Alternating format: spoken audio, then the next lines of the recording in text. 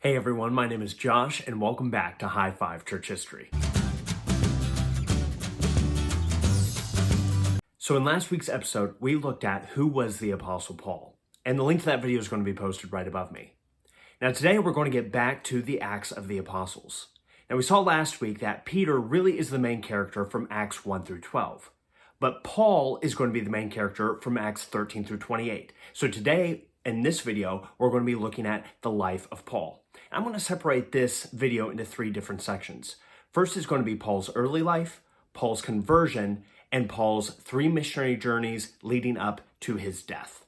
Let's go ahead and get started with Paul's early life. Paul grew up in a Jewish family in Tarsus, and his family were Roman citizens. Saul was his Jewish name, and Paul was his Roman name. When Paul was a young man, he went to Jerusalem and studied under Gamaliel the elder, one of the most well-known rabbis at the time. Paul became one of the most zealous Pharisees, who were a very strict group of Orthodox Jews, and this led him to persecute many Christians whom he believed to be enemies of Judaism. And this is going to lead perfectly into Paul's conversion. Around AD 33, Paul travels to Damascus, a city north of Jerusalem, to persecute more Christians. And during this journey, he is miraculously confronted by the resurrected Christ, and he converts to Christianity. He goes on to Damascus and meets with Ananias, another Christian, and was healed of his blindness several days later, that blindness coming when he confronts Christ and his resurrected glory. He then begins preaching about Jesus in the city. Now, Paul spends some time in Arabia and ends up in Jerusalem, where he befriends Barnabas and meets Peter the Apostle.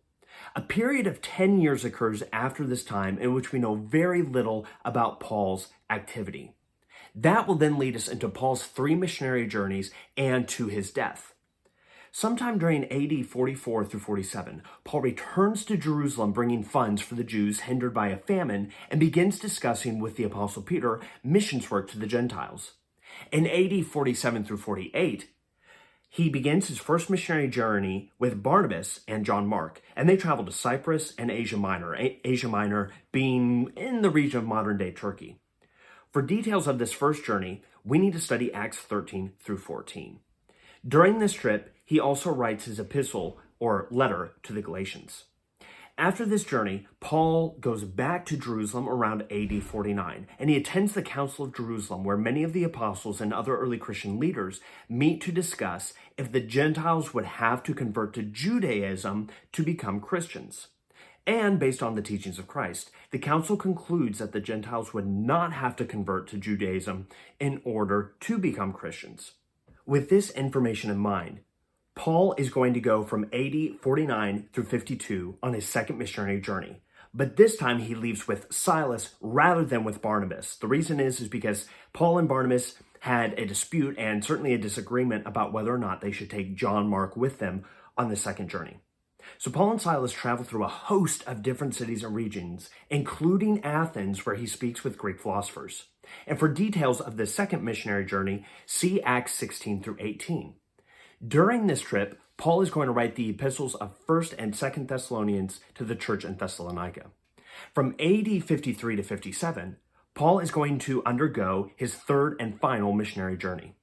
Now, like his second missionary journey, Paul visits many different cities and regions. In this third missionary journey, he really wants to encourage the churches in those areas, and he spends a notable amount of time, about 2 to 3 years, with the church in Ephesus. For more details on this third missionary journey, see Acts 18:23 through chapter 21, verse 14. During this trip, Paul is going to write 1st and 2nd Corinthians to the church in Corinth. When Paul arrives back in Jerusalem after this third missionary journey, he is going to be in prison because of persecution. He appeals to Caesar in Rome for his trial and is shipped there, and even undergoes a situation of shipwreck before making it to the city of Rome. Now, the book of Acts is going to end with Paul having been in Rome for 2 years. While in jail, Paul writes the prison epistles, which are Ephesians, Philippians, Colossians, and Philemon. All of this occurs from about AD 58 to 62 or 64.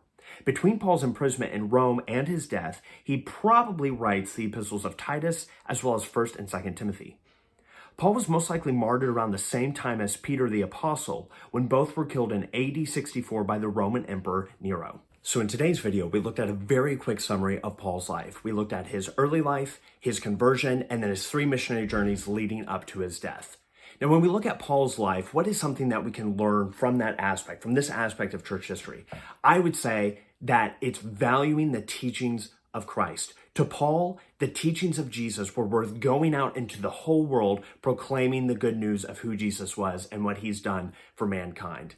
What about us? Do we really value Scripture? Do we really value the Bible? Do we really value the teachings of Christ? If so, do we think they're worth living for, and in Paul's case, dying for? That's a very sober question that we get to see from the life of Paul, but also the joy that comes in seeing those truths. Thank you again for watching. I'm going to ask that you'll like the video, subscribe to the channel if you haven't already. Please leave your comments below. Can't wait to see you next week as we continue to high five church history.